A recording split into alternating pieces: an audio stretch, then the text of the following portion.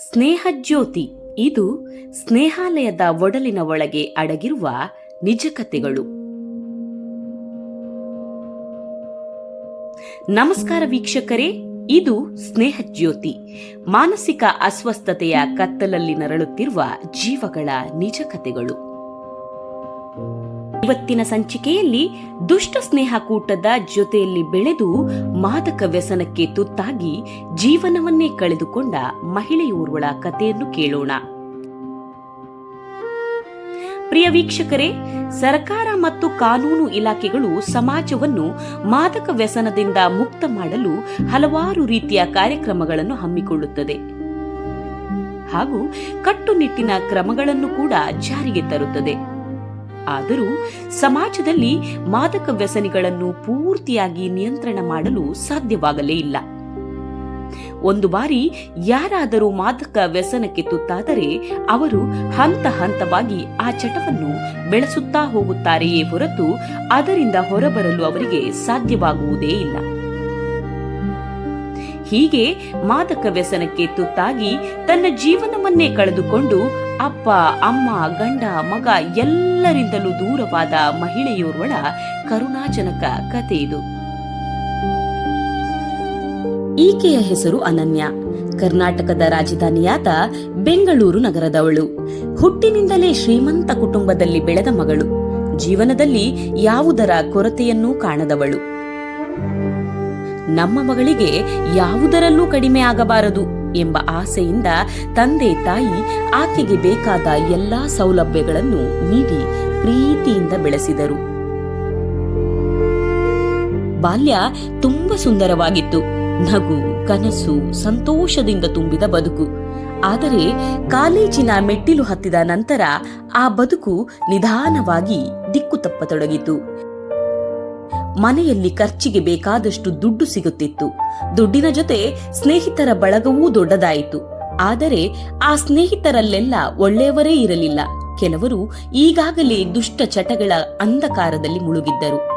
ಅವರ ಸಹವಾಸ ಅನನ್ಯಳ ಬದುಕಿನ ದಿಕ್ಕನ್ನೇ ಬದಲಿಸಿತು. ಮೊದಲಿಗೆ ಒಮ್ಮೆ ನೋಡೋಣ ಎಂದು ಆರಂಭವಾದ ಚಟ ನಂತರ ನಿಧಾನವಾಗಿ ಅವಳ ಬದುಕನ್ನೇ ಆವರಿಸತೊಡಗಿತು. ನೋಡು ನೋಡುತ್ತಾ ಅನನ್ಯ ಮಾದಕ ವ್ಯಸನದ ದಾಸಿಯಾಗಿ ಬಿಟ್ಟಳು.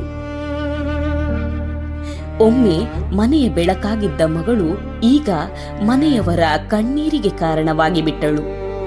ಆಕೆಯನ್ನು ನಿಯಂತ್ರಿಸುವುದು ಮನೆಯವರಿಗೆ ಅಸಾಧ್ಯವಾಯಿತು. ಕೊನೆಗೆ ಮಗಳ ಈ ದುಸ್ಥಿತಿಯ ಕಾರಣ ಮನೆಯವರಿಗೂ ತಿಳಿಯಿತು. ಆದರೆ ಏನು ಮಾಡಬೇಕು, ಹೇಗೆ ಉಳಿಸಬೇಕು ಎಂಬ ಪ್ರಶ್ನೆಗಳಿಗೆ ಉತ್ತರವೇ ಸಿಗಲಿಲ್ಲ. ತಂದೆ ತಾಯಿ ಆಕೆಯನ್ನು ಈ ದುಶ್ಚಟದಿಂದ ಹೊರತೆಗೆಯಲು ಎಷ್ಟೋ ಪ್ರಯತ್ನ ಮಾಡಿದರು.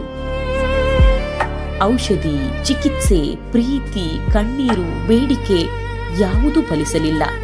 ಬಹುಶಃ ಮದುವೆಯಾದರೆ ಬದುಕು ಸರಿಯಾಗಬಹುದು ಎಂಬ ಭರವಸೆಯಲ್ಲಿ ಆಕೆಯ ಮದುವೆಯನ್ನೂ ಮಾಡಿದರು. ಆದರೆ ಮದುವೆಯ ನಂತರವೂ ಅನನ್ಯ ತನ್ನ ಚಟದಿಂದ ಹೊರಬರಲಿಲ್ಲ. ದಿನಗಳು ಕಳೆದವು. ಅನನ್ಯ ಒಂದು ಮುದ್ದಾದ ಮಗುವಿಗೆ ತಾಯಿಯಾದಳು. ಆದರೆ ತಾಯ್ತನದ ಮಮತೆಯೂ ಆಕೆಯನ್ನು ಆ ಕತ್ತಲಿನಿಂದ ಹೊರತೆಗೆಯಲಿಲ್ಲ. ಕೊನೆಗೆ ಪರಿಸ್ಥಿತಿ ಕೈ ಮೀರಿತು. ಆಕೆಯ ಗಂಡ ಮಗುವನ್ನು ಕರೆದುಕೊಂಡು ದೂರವಾದರು. ಒಂದೆಡೆ ಮಗಳ ಬದುಕು ಹಾಳಾಗುತ್ತಿರುವ ನೋವು, ಮತ್ತೊಂದೆಡೆ ಮೊಮ್ಮಗ ತಾಯಿಯ ಪ್ರೀತಿಯಿಂದ ದೂರ ಆಗಿರುವ ಕಹಿ ಸತ್ಯ. ಈ ಎಲ್ಲವನ್ನು ನೋಡಿ ಆ ತಂದೆ ತಾಯಿಯ ಹೃದಯ ಪ್ರತಿದಿನ ಒಡೆಯುತ್ತಿತ್ತು.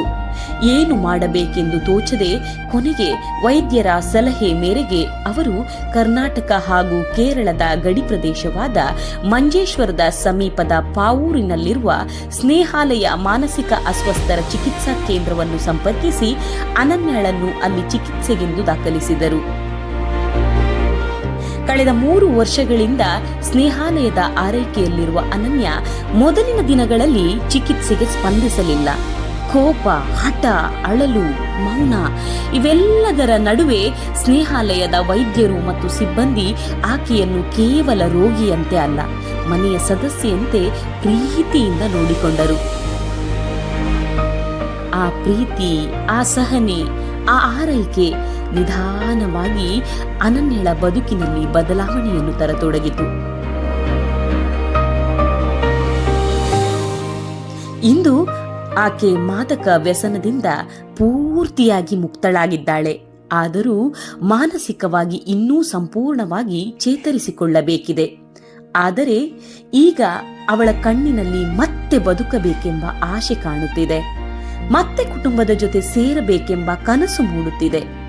ಸ್ನೇಹಾಲಯದ ವೈದ್ಯರು, ಸಿಬ್ಬಂದಿ ವರ್ಗ ಮತ್ತು ಅವರ ಮಾನವೀಯ ಆರೈಕೆಯ ನಡುವೆ ಅನನ್ಯ ಇಂದು ಹೊಸ ಬದುಕಿನತ್ತ ನಿಧಾನವಾಗಿ ಹೆಜ್ಜೆ ಇಡುತ್ತಿದ್ದಾಳೆ. ಆದಷ್ಟು ಬೇಗ ಸಂಪೂರ್ಣವಾಗಿ ಚೇತರಿಸಿಕೊಂಡು ತನ್ನ ಕುಟುಂಬದೊಂದಿಗೆ ಸಂತೋಷದಿಂದ ಬದುಕಲಿ ಎಂದು ಸ್ನೇಹ ಜ್ಯೋತಿ ತಂಡ ಹಾರೈಸುತ್ತದೆ. ಪ್ರಿಯ ವೀಕ್ಷಕರೇ, ನಿಮ್ಮ ಸುತ್ತಮುತ್ತ ಮಾನಸಿಕ ಅಸ್ವಸ್ಥತೆಯಿಂದ ಬಳಲುತ್ತಿರುವವರು ಅಥವಾ ಇದೇ ರೀತಿಯ ದುಶ್ಚಟಗಳಿಗೆ ಬಲಿಯಾಗಿ ತಮ್ಮ ಬದುಕನ್ನೇ ಕಳೆದುಕೊಳ್ಳುತ್ತಿರುವವರು ಕಂಡರೆ ಅವರನ್ನು ತಿರಸ್ಕರಿಸಬೇಡಿ. ಅವರ ಮೇಲೆ ಕೋಪಗೊಳ್ಳಬೇಡಿ. ಅವರಿಗೆ ಬೇಕಾಗಿರುವುದು ದ್ವೇಷವಲ್ಲ, ಪ್ರೀತಿ, ಆರೈಕೆ ಮತ್ತು ಸರಿಯಾದ ಚಿಕಿತ್ಸೆ. ದಯವಿಟ್ಟು ಕೆಳಗೆ ನೀಡಿರುವ ಸ್ನೇಹಾಲಯದ ವಿಳಾಸ ಅಥವಾ ದೂರವಾಣಿ ಸಂಖ್ಯೆಗೆ ಸಂಪರ್ಕಿಸಿ. ಜೀವ ಉಳಿಸುವ ನಿಮ್ಮ ಒಂದು ಹೆಜ್ಜೆ ಒಂದು ಕುಟುಂಬದ ಬದುಕನ್ನೇ ಮತ್ತೆ ಬೆಳಗಿಸಬಹುದು. ಧನ್ಯವಾದಗಳು.